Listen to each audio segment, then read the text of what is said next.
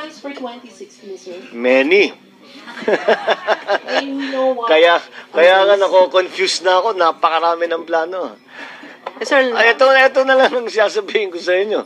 I'll definitely be running for something in 2016. I will still be a higher position, sir. I will be a candidate for something. But you know,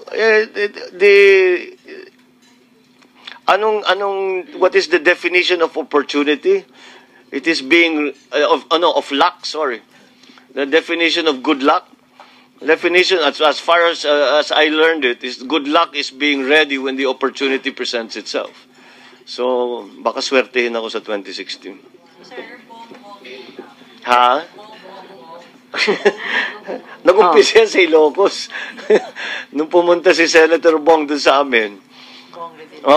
Senator Bong, tinanong sa akin, pwede ba yun? Sabi niya, bakit hindi? Ayun, yun, nagkalat na. So that's possible. Well, anything is possible.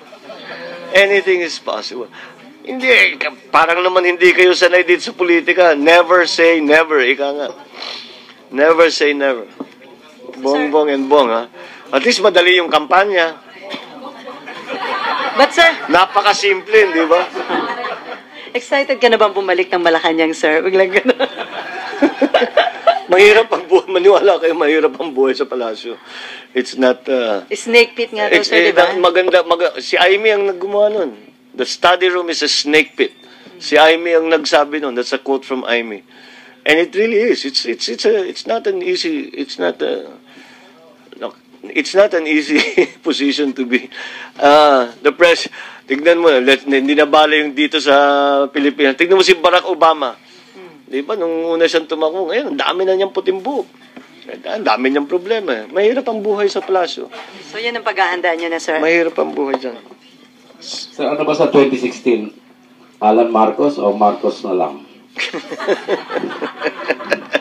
Bahala kayo dyan, sir.